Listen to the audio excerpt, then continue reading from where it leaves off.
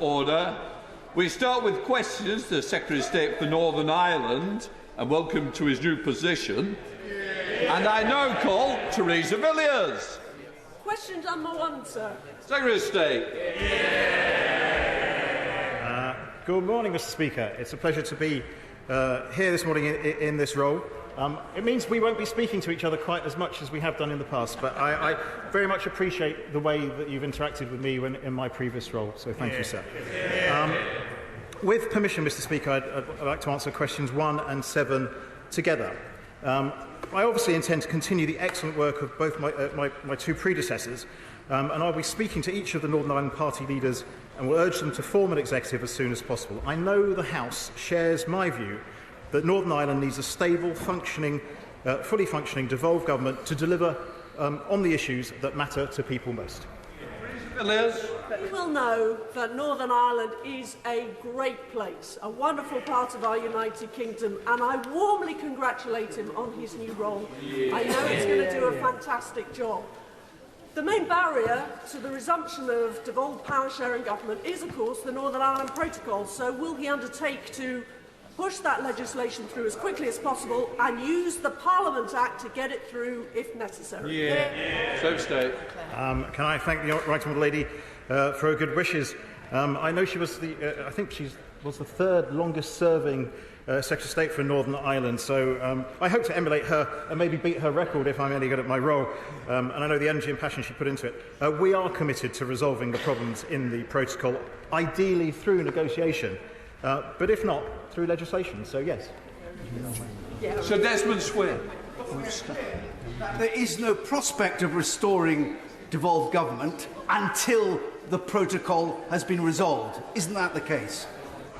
So State. The executive does need to reform. It's very, very important because the issues with the protocol, whatever they are, there are very important functions and matters that the people of Northern Ireland need to, services that they need to work, and so the Northern Ireland parties need to form an executive as soon as possible. But the protocol has barriers that have been put up to trade and other things, and we can fix them through negotiation, but if not, we will fix them through legislation. Claire Hannah. Thank you very much, Mr. Speaker, and I welcome the Minister to his new role. We are concerned about his politics, but the SDLP will work constructively with anybody to get solutions. The Minister will be aware that the absence of a fuel poverty strategy and the fact that UK-wide solutions don't account for the fact that 68% of Northern Irish homes run on oil, and that is proof that Storm and Caretaker ministers either can't or won't see Northern Ireland through the cost of living crisis.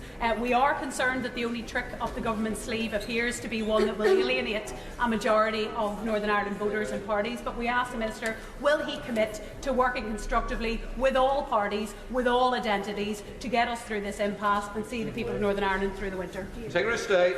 I thank the honourable lady for her question, and she does have some experience of me when I had my Foreign Office role at the beginning of this year, and I'd like to think we did work constructively together, and I demonstrated that I will happily work with all parties and all communities in Northern Ireland, and I intend to continue in that frame as I move forward.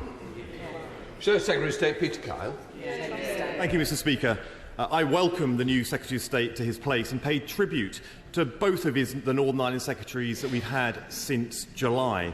I particularly pay tribute to his predecessor, the Right Honourable Member for North West Cambridgeshire, and his predecessor's predecessor, the Right Honourable Member for Great Yarmouth. Can I check at the outset that the government's position on getting Stormont up and running is unchanged? To date it's, and I quote, "There is no excuse for the DUP not being back in government, and unless we get an executive, we can't help those families in Northern Ireland." Is that still the case? Secretary of State. So we're very clear that the protocol is a negotiation between the EU and the UK. But yes, the position is completely unchanged. Peter Kyle. The former Foreign Secretary stopped protocol negotiations back in February. Now she's Prime Minister, her team have been briefing conflicting reports about her intentions. We've heard that negotiations will restart. We've heard that negotiations won't restart and Article 16 will be used instead. Or that the protocol bill will proceed with urgency, provoking EU retaliation. This issue will have been covered in the appointment conversation that he had with the Prime Minister. it is imperative that he now updates and informs the House which of these will become government policy. Secretary of State. I thank him for his question, and I hope I kind of answered it a tiny bit earlier. But I am very keen that we try and negotiate a solution with the European Union and sort out the issues of the protocol. However, we do have legislation ready. We've discussed it in this House, and if we do not get a negotiated solution, we will legislate. Samuel Wilson. Mr. Speaker, and can I welcome the Secretary of State to his position and look forward to working with him, and I hope that he will be successful in doing what is necessary to get Stormont restored, namely removing the poison of the protocol. And does he understand why Stormont and the Executive could not operate whilst unionists would be required through the Ministerial Code and decisions of the Executive to implement the very agreement which they believe is destroying the Union and damaging the economy? And I trust that in his position he will work vigorously to have the protocol removed and sensible government restored in Northern Ireland. Secretary of State. I thank the honourable gentleman for his question, and the one thing that was abundantly clear when I travelled to Northern Ireland earlier this year was that the protocol wasn't working for all communities in Northern Ireland. Everyone had a different solution to the problems of the protocol, but the protocol was not working. I will work with everybody to try and get those problems solved, but I will be urging the honourable gentleman and his party to go back to form an executive, because I do think the best way forward for Northern Ireland is to have a functioning executive in the future. Samuel Wilson. And does the Secretary of State understand that this is not just a unionist concern? Whilst unionists are concerned about the constitutional impact of the protocol, the economic impact of the protocol, whether it's the 25% duty on steel, while it's the 14% increase in the cost of moving goods to Northern Ireland, or whether it's the reduction in choice for consumers in Northern Ireland, that affects everyone in Northern Ireland, whether the unionist, nationalist, or neither. Secretary of State. Yeah, the honourable gentleman is completely correct. I saw for myself that the problems that are caused in the supply chain to Northern Ireland affect absolutely every single person in Northern Ireland. Alan Brown. Question 2, Mr. Speaker. Secretary of State. With permission, Mr. Speaker, I will answer questions 2 and 4 together. 15 ensures the bill can fully meet its objectives by granting powers to make clear where additional elements of the protocol and withdrawal agreement are excluded, subject to carefully defined purposes. To ensure this is done, if necessary, to meet the bill's objectives, this power is limited to a list of those specified purposes. Thank you, Mr. Speaker. With increased exports, manufacturers in Northern Ireland rank trade arrangements the least of their post-Brexit challenges, and ONS statistics show that the protocol has actually protected Northern Irish trade. So despite these facts, the government somehow seem beholden to the minority views of the DUP. So will the Secretary abandon the protocol bill and actually work constructively with the EU to prevent a trade war at this time of cost of living crisis? There's a point there in amongst all that I do agree with, because it is very important that we work together across this House to sort out the cost of living crisis as it affects everybody, especially those in Northern Ireland. But I humbly suggest to the honourable gentleman that it's quite rich coming from the SNP to try and interfere in Northern Irish business. Gavin Newlands. Follow that, Mr. Speaker. During a leadership campaign, the new Prime Minister said she was determined to deliver the Non-Ireland Protocol Bill in full, no matter the consequences, apparently. On those consequences, and I appreciate the Secretary is brand new in the role, so I'll give him a multiple choice question. On those consequences, will the A risk a trade war with the EU and its 500 million consumers? Exactly so. Yeah. Risk inflaming what is a potentially volatile situation on Ireland. C, risk people's livelihoods, perhaps even lives, in pursuit of a hard Brexit that's failed already. Or D, all of the above and ploughing on anyway. Secretary of State. I think he missed the option of always putting the interests of Northern Ireland first, sorting out the problems of the protocol, and getting a negotiated solution, and if not, legislating for it. Bob Blackburn. Thank you, Mr. Speaker. Would my right honourable friend agree with me that it's vital for the future of the Northern Ireland economy that goods and services can flow freely from Northern Ireland to the rest of the United Kingdom and back to Northern Ireland. Yeah. State. I can 100% agree with my honourable friend. He is completely right. It's so important that goods and services that are available in England, Scotland and Wales are fully available in Northern Ireland, that goods and services can flow properly, and the problems that the protocol probably inadvertently has put in place mean that that is not the case now, and we do need to solve this issue. Where's MP spokesperson Richard Thompson? Opportunity to welcome the Secretary of State to his place, and I look very much forward to working with him. The Protocol Bill is still to make its way through the House of Lords, despite the opposition that there was to it from this side of the House during its passage. But can the Secretary of State confirm, is it still the preference of the UK Government to reach a negotiated settlement with the European Union over the Protocol without having to apply the terms of the Protocol Bill? And if it is, given that there's been no substantive negotiations since February of this year, when does the Secretary of State plan to initiate those discussions? Firstly, can I thank him for welcoming me to my new role. I really do look forward to working with him as we move forward. Secondly, yes, the new Prime Minister absolutely, I believe at every single hustings, said that the preferred option is a negotiated option for sorting out the protocol, but the legislation is there and it will continue through its process. Sir Oliver Hill. Can I welcome my right honourable friend to his new duties and ask him to use his well-known diplomatic skills and also his deep experience as a referee in his new responsibilities. Would he agree with me, as co-chair of the UK-EU Parliamentary Assembly, that there is obviously a landing zone for an agreement? Both sides say so. And in his discussions with the political parties from Northern Ireland, can he press and redouble efforts for discussions that yield a result in the interests of us all? I thank the right honourable gentleman for his question and my right honourable friend for his question, and for the work he does chairing that committee. I too believe, and indeed I thought when I left the Foreign Office back in February that there was a fairly obvious landing zone for the negotiations, and I very much hope and believe that is the case today. I think everything can be sorted out by negotiations, but we do have legislation which we will use if not. Christine Jardine. Question number 3, please, Mr. Speaker. Stay. I thank the honourable lady for her question. I'll be speaking to each of the Northern Ireland Party leaders this week on a number of issues, including the protocol, and obviously, as I might have mentioned before, be urging them to form an executive as soon as possible.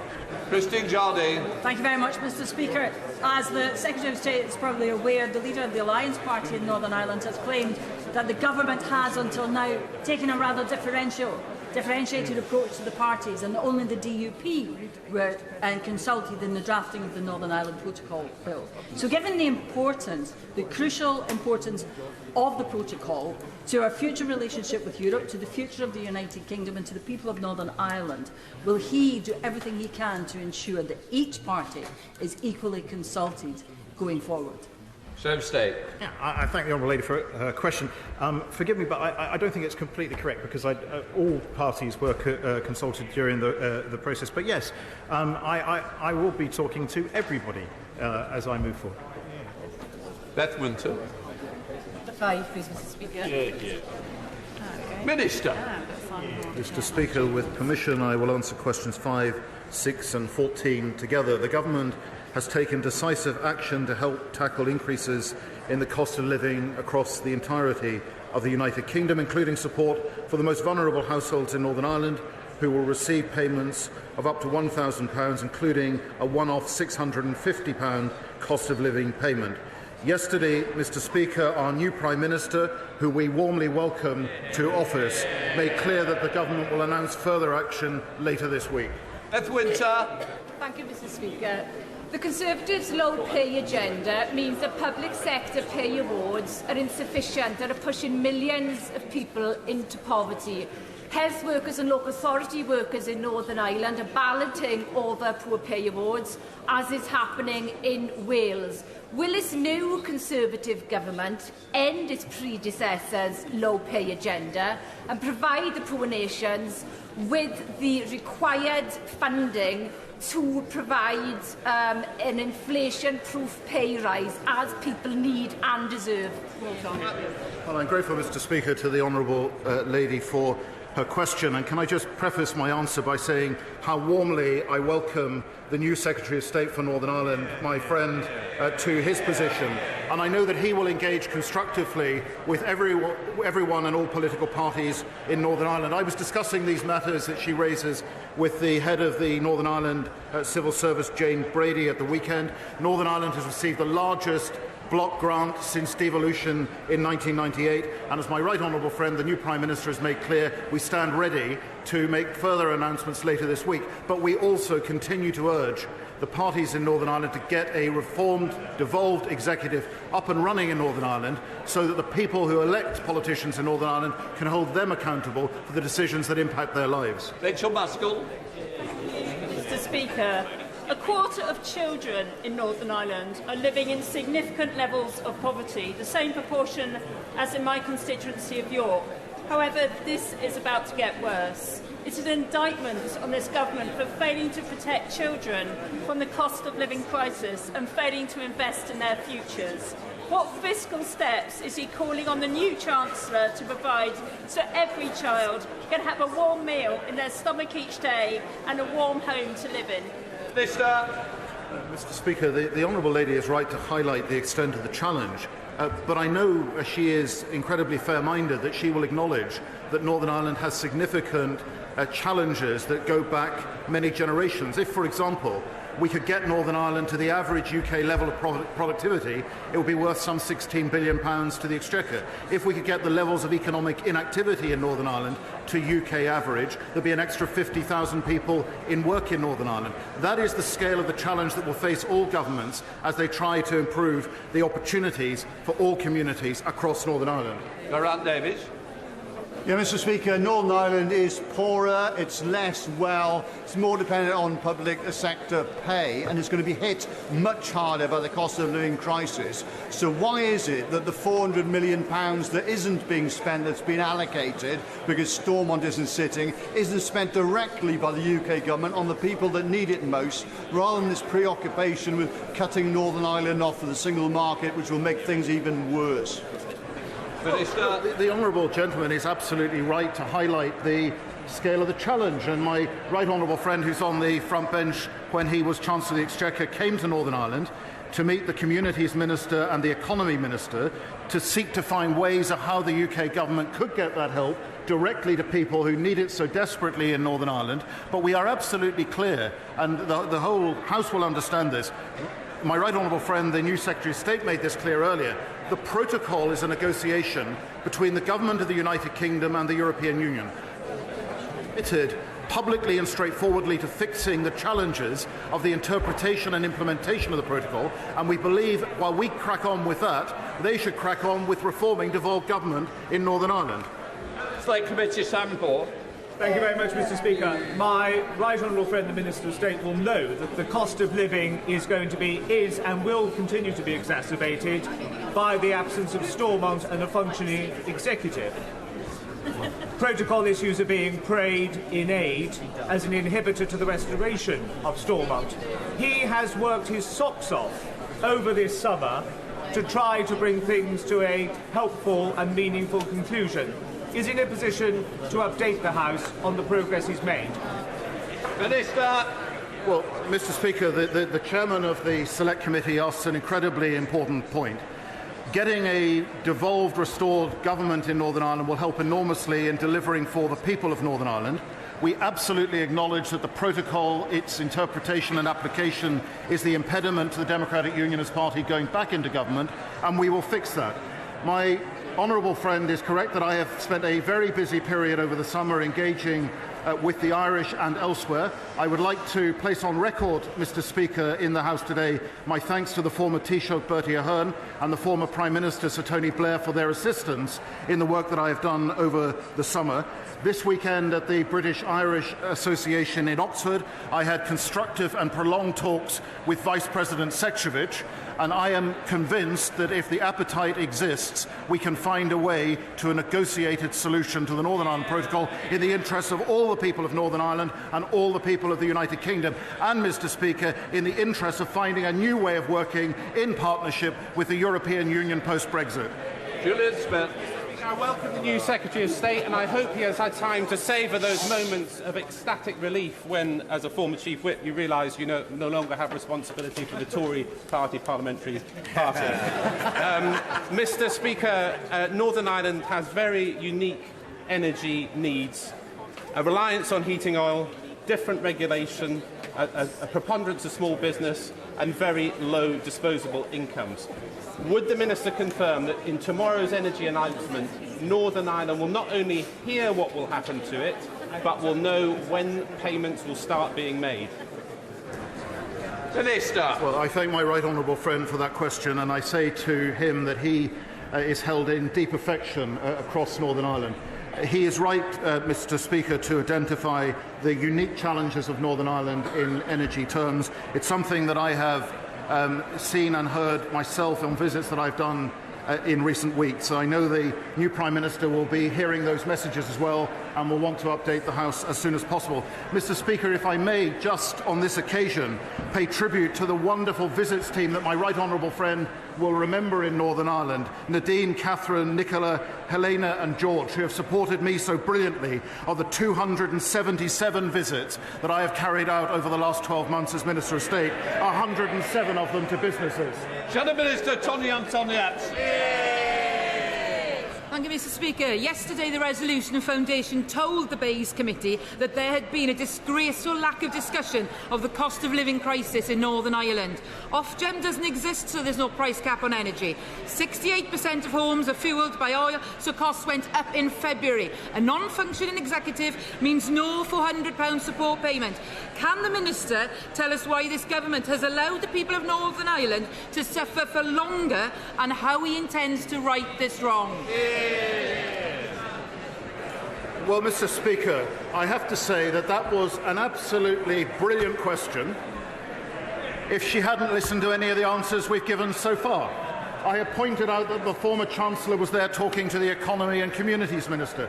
We are working with every effort to try and get help directly to the people of Northern Ireland. I have explained what we are doing in terms of the underlying economic challenges in Northern Ireland. What I haven't, of course, pointed out, Mr. Speaker, in addition to all of that, is the largest block grant since devolution itself. 400 million in New Deal. 617 million in city deals, 730 million in Peace Plus, and 2 billion through the new decade new approach commitments negotiated by my right honourable friend for Skipton and Ripon. The government is doing everything it can to deliver for the people of Northern Ireland as it is across the entire United Kingdom. Dan Jarvis. Number 10, Mr. Speaker. I thank the honourable gentleman for his question. He will know that I'm fairly new to my post, and so, to be honest, I haven't actually made an assessment. But the government believes an approach to the past focused primarily on criminal justice outcomes will fail to deliver justice and information to the vast majority of those affected by the Troubles. The legislation focuses on information recovery while ensuring that those who do not engage with this process remain indefinitely liable to prosecution. Dan Jarvis. Thank you, Mr. Speaker. I welcome the Secretary of State to his place. During the debates on the Legacy Bill, members from all sides of the House paid tribute and supported the work of Chief Constable John Boucher. He's currently conducting Operation Denton, which affects 127 families who lost loved ones in the Troubles in Northern Ireland. Regardless of the passage of the bill, can I ask the Secretary of State to look if there isn't a way that important work continues so that families in Northern Ireland can get the answers that they deserve? Can I thank the honourable gentleman for drawing my attention to the work that has been ongoing, and of course I will happily look at that work and come back to him if I may. We now go to you, Merriman. Question 11, please, Mr. Speaker.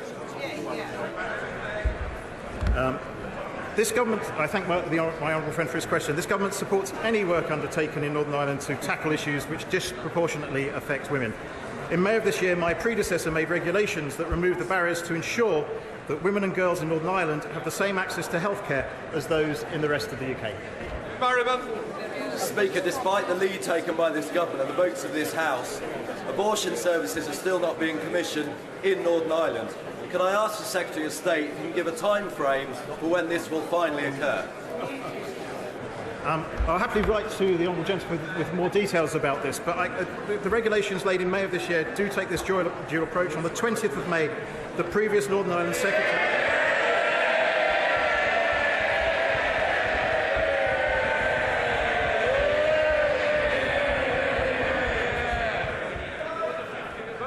On the 20th of May, Mr. Speaker, the previous Northern Ireland Secretary wrote to the Health Minister requesting that he provide a clear and unambiguous commitment that he'll comply with the regulations, and there's been lots more action since, which I'll write to him about.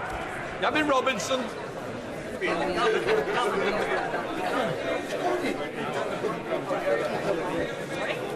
Thank you, Mr. Speaker. On the issue of women's rights, this week Northern Ireland's golden girl, Lady Mary Peters, celebrated 50 years since achieving her golden medal at the Olympics. She's inspired young women like Bethany Firth, Kate O'Connor, Cara McGeehan and a host of other women to do likewise. Could I ask the Secretary of State for Northern Ireland, what is he going to be able to do, now that he's in post, to promote women into sport and encouraging them by not only active support but resources for sport? I thank my honourable friend for his question. He will know that I am not very good, but a passionate sportsman in a whole host of sports, and I recognise what getting more women to be involved in all sorts of sports can do to benefit communities, people, their health and everything. And I will do everything I possibly can using sport as a bit of a tool to both get involved in all the communities in Northern Ireland and try and encourage more women into sport at the same time.